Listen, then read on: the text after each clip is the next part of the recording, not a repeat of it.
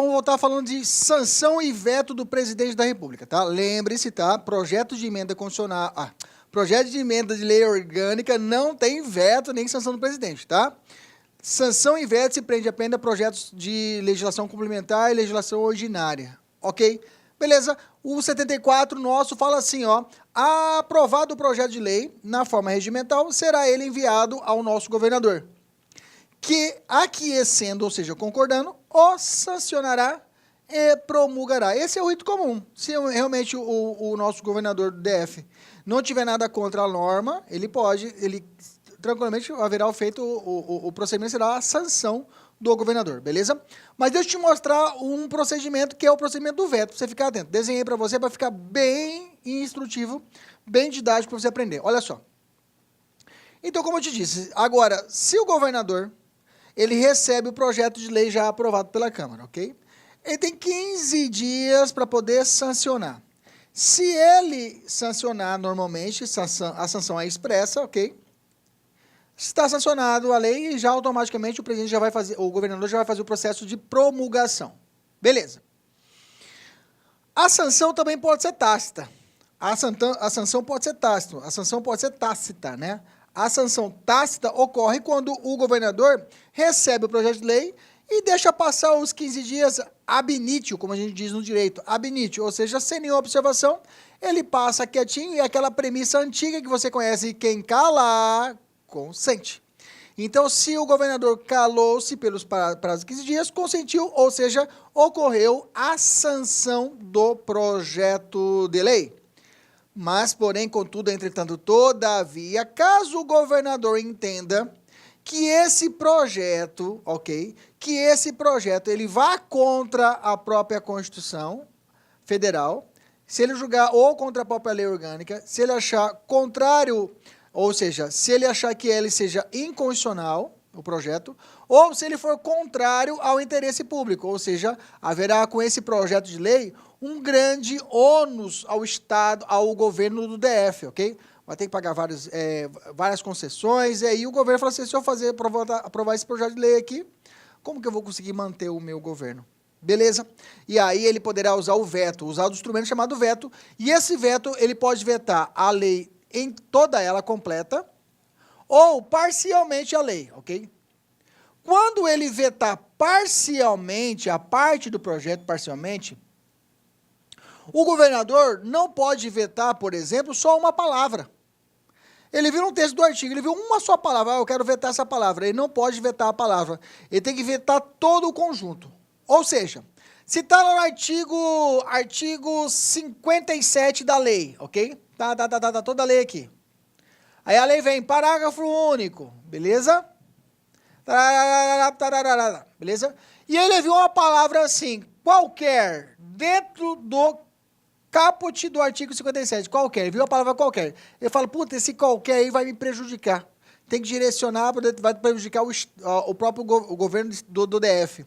Então ele fala assim, puta, mas eu não posso vetar só essa palavra. Ele vai ter que inventar todo o caput do artigo 57. Ele não pode vetar a palavra. Se for o parágrafo, ele vai ter que vetar todo o parágrafo dela. Se for só a letra, vai ter que vetar toda a palavra, toda a letra, melhor dizendo. Ok? Ele não pode existir veto apenas de palavras. Veto parcial somente abrangerá o texto integral do artigo, ou parágrafo, ou inciso, ou a linha. Ok? Todo ele tem que ser vetado. E além disso, ele pode vetar de forma total ou parcial, como eu falei lá atrás, tá? Maravilha.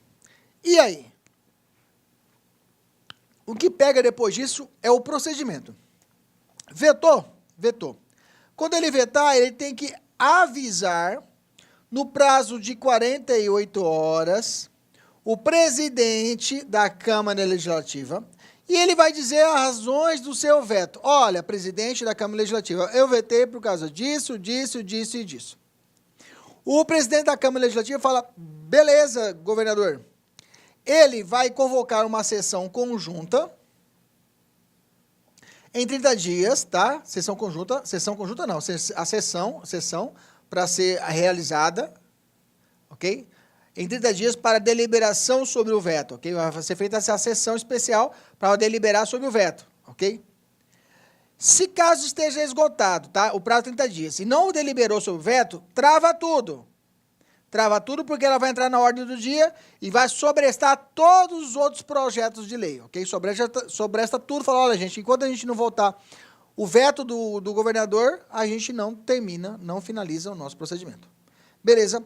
Professor, como que é o procedimento da votação, tá? O veto poderá ser derrubado, né? O veto do governador pode ser derrubado pela maioria absoluta dos membros da Câmara Legislativa, através de voto extensivo. Lembra que eu falei para vocês? Escrutínio secreto, só quando tiver o interesse do governo, interesse público, né? E seja aprovado pela maioria absoluta dos membros para que seja realizado. Fora isso, tudo é voto extensivo. Então, por maioria absoluta, por voto extensivo, eles podem derrubar o veto do governador. Depois do veto derrubado, vai remeter de volta para quem? Para o governador. Governador, ó, o filho é seu, promulga aí. Imaginamos isso. O legislativo foi e vetou, aliás, derrubou o veto do governador. O governador fica putaço, fica puto de raiva. Mandou para ele, governador, promulga aí, a gente derrubou seu veto. Aí imaginamos o governador falar, eu não vou promulgar nada, não vou. E ele se nega a promulgar. Se o governador não promulgar no prazo de tudo aqui é 48 horas, viu, gente? 48 horas, o presidente da Câmara Legislativa o fará. Mas se o presidente da Câmara Legislativa não quiser fazer, aí no mesmo prazo de 48 horas, o vice-presidente da Câmara Legislativa o fará, ok? Cuidado, tá? Não é o vice-governador, é muito comum cair a prova vice-governador. Não é o vice-governador que vai fazer a promulgação, se estiver negativa, do presidente da Câmara Legislativa. É o vice-presidente da Câmara Legislativa. Repetindo, mandou para o governador tem o prazo de quantas horas para poder promulgar? 48 horas. Se ele se negou, passa a bola para o presidente da Câmara Legislativa. O presidente da Câmara Legislativa também se negou, 48 horas, eu vou pedir para quem promulgar, e esse vai ter que promulgar, não tem conversa, vice-presidente da Câmara Legislativa. Pegou? Se ligou no sistema? Se ligou no procedimento? Beleza, não tem erro. Bacana? Aí a gente vamos falar de leis complementares, tá? Veto é facinho, vamos falar de leis complementares. Aliás, toda essa matéria aqui é tranquilo, né, gente? Só você ficar atento aí, a algumas pegadas mesmo, ficar atento às nossas marcações, e aí você consegue desmatar as questões, tá? Fique tranquilo, fica tranquilo. Depois que você fez uma vez leitura, depois você assiste essa aula, aí depois, se for o caso, dá tempo você assistir novamente essa aula, umas 2 vezes você repassou a aula, acabou. Dificilmente você vai errar as questões. Beleza? Vamos lá. Leis complementares. Artigo 75. As leis complementares serão aprovadas por maioria absoluta, 50% mais um dos membros. Lembra disso? Dos deputados da Câmara Legislativa e receberão numeração distinta das leis ordinárias. É uma diferença. Qual a diferença da lei complementar para a lei ordinária? Lei complementar, maioria absoluta. E lei ordinária, maioria simples. Nós já falamos isso. Mas tanto para começar o processo de votação, para começar a abertura o quórum de instalação da votação é de maioria absoluta para todo mundo. Lembra disso, tá? Só na quórum de votação que aí distingue. Lei complementar, maioria absoluta. Lei ordinária, maioria simples. 50% mais um dos presentes. Lei complementar, 50% mais um dos membros. Esse aqui é número fixo. Aqui lá é variável. Matérias que terão característica lei complementar. É interessante isso. Quais são as matérias que são por lei complementar? A lei orgânica fala. A lei orgânica fala. Por eliminação, as que a lei orgânica não falar que é lei complementar, será por lei o quê? Fala, ordinária. Lei do culpado de Washington. Ordinária.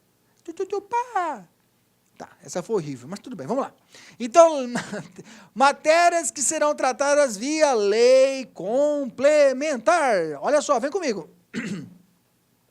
Lei de organização do Tribunal de Contas tem que ser lei complementar. Normalmente, assim, a lei complementar são matérias mais importantes, tá? Já para a gente matar. São matérias mais importantes que não dá para tratar por uma maioria simples. Tem que ter um quórum qualificado. Beleza? Lei de organização do TCDF, regime jurídico dos servidores públicos civis, lei de organização da Procuradoria-Geral do DF, ok? Código tributário do DF. E o nosso próximo título é sobre direito tributário. lei que dispõe sobre as atribuições do vice-governador do DF, lei que dispõe sobre a organização do sistema de educação, lei de organização da previdência dos servidores públicos, lei que dispõe sobre o plano diretor de ordenamento territorial, lei que dispõe sobre a lei de uso e ocupação do solo e ainda a lei que dispõe sobre o plano de preservação do conjunto urbanístico de Brasília, a lei que dispõe sobre o plano de desenvolvimento local e a lei de organização e funcionamento da Defensoria Pública do DF. Isso que é importante, tá? Defensoria Pública do DF tem que ser feita via lei complementar. Bacana? Beleza, facinho, isso aí de ano passando a gente vai olhando ou qualquer pegadinha a respeito de lei complementar e pode cobrar o quê? O texto frio mesmo, a lista que eu falei para você aqui agora, beleza? Vamos lá, vamos falar sobre iniciativa popular, tá? Lembra, iniciativa popular, nós já falamos sobre a emenda constitucional, a emenda à lei orgânica e falamos que a emenda à lei orgânica poderá ser feita também via iniciativa popular. Iniciativa popular, nós já falamos lá atrás, na primeira aula nossa, vamos voltar de novo aqui, na segunda aula, vamos falar sobre iniciativa popular. Lembra lá, vamos lembrar de novo? Iniciativa popular, como que é feita ela? O projeto tem que ser articulado e justificado, iniciativa popular, ok? Ele tem que ser assinado por no mínimo 1% do eleitorado do DF, distribuído em 3 zonas eleitorais, e garantido aí 3/10 dessas zonas eleitorais, ok? 3/10 dessas zonas eleitorais. 3/10, né? E no mínimo 3/10 dessas zonas eleitorais. 3/10. Acrescenta aí. 3/10 dessas zonas eleitorais. Assegurar a defesa do projeto por representantes dos respectivos autores perante as comissões nas quais tramitar. Repetindo, tem que ser articulado, justificado, subscrito por no mínimo 1% do eleitorado do DF, distribuído por 3 zonas eleitorais e ainda o ponto 4, faltou o ponto 4 aqui. Em cada zona tem que ter pelo menos 3/10 dos seus eleitores ali assinados, ali preenchidos, ok? Então, ele tem que ser devidamente articulado e justificado, subscrito no mínimo 1% do eleitorado, distribuído por 3 zonas eleitorais e tem que ter pelo menos 3/10 dessas zonas distribuídas, ok? Não é fácil, é meio difícil fazer realmente iniciativa popular, despende um pouco de energia da parte, mas tudo bem, esse é assim mesmo, o projeto de norma tem que ser, de iniciativa popular, tem realmente uma certa blindagem a respeito disso. Assegurar a defesa do projeto por representantes dos respectivos autores perante as comissões nas quais tramitar. Então, também é assegurado aos representantes a sua possibilidade de ir lá defender nas assembleias, audiências públicas, o projeto de iniciativa popular. Beleza, iniciativa popular, instrumento da democracia direta, onde o povo diretamente propõe lei. Bacana foi. Vamos falar da parte fiscal, contábil e financeira. Vamos falar dessa parte da fiscalização contábil e financeira. Vamos falar do Tribunal de Contas, principalmente do Tribunal de Contas, esse título vai trabalhar muito, essa seção vai trabalhar muito do Tribunal de Contas, ok? Vamos lá, seção 6 da fiscalização contábil e financeira. Disposições gerais, vamos lá. Primeira coisa, a fiscalização contábil, financeira, orçamentária, operacional e patrimonial, tá? Como que será? Como que é utilizada essa fiscalização, professor? Como que é feita essa fiscalização? Vamos lá. Quem será fiscalizado? O próprio Distrito Federal vai ser fiscalizado por Executivo, entidade da administração direta, da administração indireta, entidade de administração indireta também, estou falando de sociedade de economia mistas, fundações públicas, autarquias,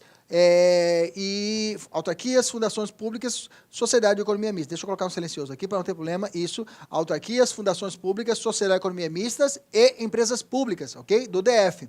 Fundação instituídas ou mantidas pelo poder público. Então, essa galera que vai ser fiscalizada. Quais são os princípios? Legalidade, legitimidade, economicidade, aplicação de subvenções e renúncia de receitas. Quais são os princípios que são protegidos? Legalidade, legitimidade, economicidade, aplicação de subvenções e renúncias de receitas. Quem exerce essa função fiscalizatória é a Câmara Legislativa mediante controle externo. Mas ela não faz sozinho. O controle externo é pela Câmara Legislativa, ou seja, o Legislativo fiscalizando o Executivo, mas a Câmara Legislativa ela precisa de um órgão auxiliar, que ajude ela a fazer as contas. Quem faz isso? O Tribunal de Contas. O Tribunal de Contas é esse órgão auxiliar da Câmara Legislativa no controle externo do Executivo. Beleza? E pelo sistema de controle interno de cada poder. Cada poder tem o seu controle interno. Por exemplo, a CPI é uma espécie de controle interno. Ok? As controladorias são exemplos de ouvidorias, são exemplos, corregedoria, são exemplos de controle interno de cada poder. Beleza? Maravilha. Pergunta que não se quer calar.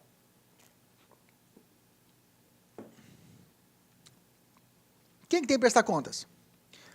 Quem que tem que prestar contas? Vamos entender. O que quer dizer isso? Qualquer pessoa física, pública ou privada, qualquer pessoa jurídica, pública ou privada. Repetindo, qualquer pessoa física ou jurídica, pública ou privada, ok? Pessoa física, pública ou privada, pessoa jurídica, pública ou privada tem que prestar contas, ok? Beleza? Prestar contas, quanto que ele vai prestar conta? Quando ele utilizar, arrecadar, guardar, gerenciar ou administrar dinheiro, bens, valores públicos. Ponto. Primeiro ponto é esse. Mexeu com dinheiro público, parceiro, tem que prestar contas. Ou pelos quais o DF responda, ou que em nome deste assuma obrigações de natureza pecuniária. Beleza? Natureza pecuniária. Falou disso, eu tenho pessoa jurídica, direito público-privado, tem que prestar contas. Beleza? Maravilha. Entendemos. Falamos essa parte introdutória, falei de controle externo.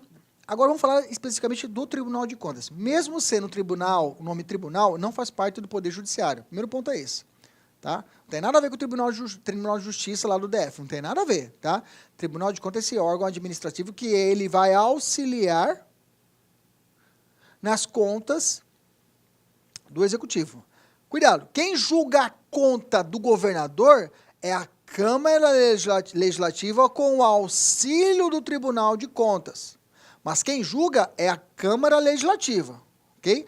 Quem julga a contas do governador não é o Tribunal de Contas. O Tribunal de Contas, vamos ver agora, ele julga, mas não as contas do governador. Beleza? Vamos à competência do TCDF. A competência eu tenho vários verbos, como sempre a gente vai facilitando para vocês. Apreciar, julgar, avaliar, realizar, fiscalizar, prestar, aplicar, assinalar, sustar, representar, comunicar, apreciar e apurar.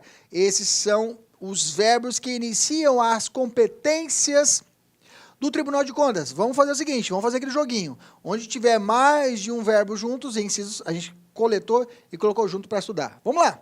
Primeiro, apreciar. Apreciar o quê? As contas anuais do governador. Veja, não fala julgar, ele fala apreciar. Sobre o relatório analítico, emitir parecer prévio no prazo de quantos dias? Grifa, 60 dias. Então, ele recebeu, ele dá o parecer. Parecer prévio no prazo de quantos dias? 60 dias. Fala, ó, aprovo ou reprovo as contas do governador. Apreciar para fim de registro legalidade dos atos de administração pessoal. Qualquer título na administração direta e indireta, incluídas as fundações instituídas e mantidas pelo poder público. Excetuadas, ou seja, exceto as nomeações para cargos de provimento em comissão, bem como as das concessões de aposentadoria, reformas e pensões ressalvadas as melhorias posteriores que não alterem o fundamento. Olá, meus amigos, minhas amigas, e aí, gostou da aula do professor Kleber Pinho, né? O professor Kleber Pinho manda muito bem em lei orgânica e ele gravou essa lei orgânica do Distrito Federal, especialmente para você, aluno da Lá Concursos. Essa aqui é uma aula demonstrativa para você aí sentir firmeza aí nas aulas da Lá Concurso. Eu faço um convite muito especial para você, tá? Você que quer assistir o final dessa videoaula, quer ter o material de apoio, assistir lá no nosso site, na sua área exclusiva do aluno, eu convido vocês a fazer um pequeno investimento aqui de apenas R$10. É isso mesmo, né? R$10, o que você compra aí com R$10? Você não compra nem um McDonald's mais com R$10, né? 30 dias de acesso, você vai ter direito aí à lei orgânica do DF aqui no site da Lá Concurso. Tudo bem, pessoal? Então, espero vocês. Um forte abraço. Tchau, tchau.